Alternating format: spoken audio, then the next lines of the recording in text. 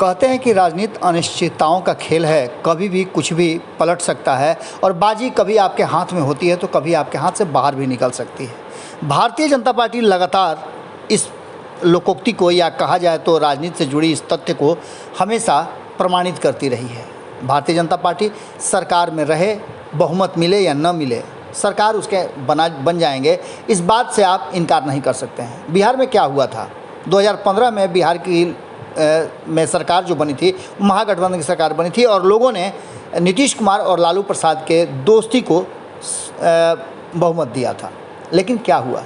2 साल से भी कम वक्त में कहीं ना कहीं सरकार बदल गई और बिहार में एक बार फिर से नीतीश कुमार ने बाजी पलटने में कहीं ना कहीं भारतीय जनता पार्टी की मदद कर दी। ऐसा कई बार हो चुका है, कई राज्यों में आपने देखा। अब तो आपको बता दें कि आने वाले लोकसभा चुनाव से पहले जिन राज्यों में चुनाव है वहाँ धीरे धीरे भारतीय जनता पार्टी बाजी पलट रही है। गुजरात में आपने देखा क्या हुआ, पिछले कई दिनों से चर्चा चल रही थी और आखिरकार गुजरात में भी मुख्यमंत्री बदल दिए गए। अगर बात करें तो उससे पहले उत्तराखंड में भी इस तरह की शुरुआत कर दी गई और वहाँ भी सत्ता का हस्तांतरण कराया गया, या कहा जाए तो वहाँ भी बाजी पलटी गई।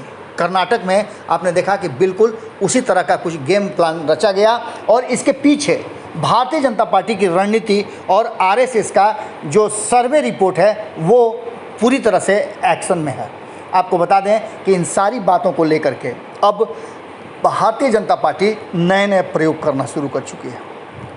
भारतीय जनता पार्टी ने बिहार में भी एक प्रयोग किया था जिसका फ़ायदा उसे प्राप्त हुआ। नीतीश कुमार के साथ चुनाव लड़ने में भले ही नीतीश कुमार ने अपने रुतबा का फ़ायदा उठाते हुए भारतीय जनता पार्टी को कम सीटें दी, लेकिन उसके बावजूद नीतीश कुमार के गेम प्लान पर बड़ी बुरी तरह से हावी रही भारतीय जनता पार्टी और उसने नीतीश कुमार को बैकफुट पर ला करके खड़ा कर दिया। इन सारी बातों को लेकर के जब भारतीय जनता पार्टी के मंत्री जो कि नीतीश कुमार के केंद्रीय जल मंत्री हैं गजेंद्र सिंह शेखावत, उन्होंने स्पष्ट तरीके से कहा है कि आगे आगे देखिए होता है क्या। इस पूरे वाक़ये में उन्होंने स्पष्ट तरीके से कहा, जैसा कि आप सभी जानते हैं कि उत्तर प्रदेश के चुनाव है और उत्तर प्रदेश के चुनाव को बिहार बहुत ज़्यादा प्रभावित करता है। उत्तर प्रदेश में कहीं ना कहीं भारतीय जनता पार्टी मुख्यमंत्री बदलने में सफल नहीं हो पाई, चाहे कारण जो भी रहे हों। कई चर्चाएं आपने सुनी होगी कि लगातार उसके लिए बैठकों का दौर चला, लेकिन उत्तर प्रदेश में मुख्यमंत्री नहीं बदल पाई। लेकिन गजेंद्र सिंह शेखावत ने स्पष्ट तरीके से कहा है कि अभी बहुत कुछ होना बाकी है, बहुत कुछ बदलना बाकी है, बदलाव निश्चित रूप से होगा।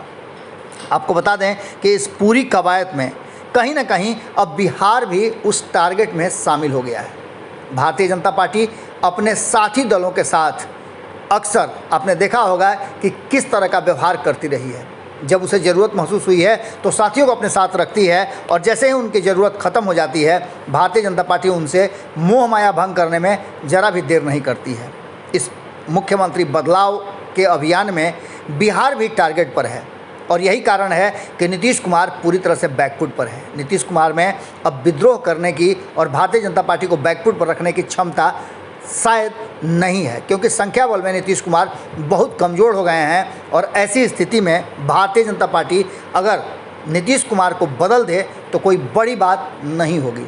बिहार भी बदलाव की तरफ देख रहा है और जिस तरह से गजेंद्र सिंह शेखावत ने अपनी बातें रखी है उससे साफ लग रहा है कि जो यूपी में नहीं कर पाई भारतीय जनता पार्टी वो बिहार में कर दे और इसका फ़ायदा उत्तर प्रदेश में उठा ले तो कोई अतिशयोक्ति नहीं होगी। क्या होगा ये तो आने वाला वक्त बताएगा, लेकिन इतना तय मान के चलिए कि नीतीश कुमार जिस तरह से एक्ट कर रहे हैं और जिस तरह से वो बैकफुट पर नज़र आ रहे हैं उससे साफ लग रहा है कि बिहार में कोई बड़ा परिवर्तन करने जा रही है भारतीय जनता पार्टी। क्या होगा हम भी इंतज़ार कर रहे हैं, आप भी इंतज़ार कीजिए। जैसे इस पर कोई अपडेट आता है हम आपसे सबसे पहले जुड़ेंगे। बहुत बहुत धन्यवाद।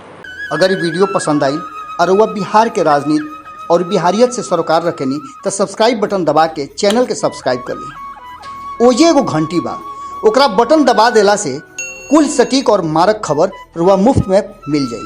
अगर रुआ पत्रकारिता के हमनी के नया प्रयोग में सहयोग कर चाहतानी तो ज्वाइन बटन दबा दी।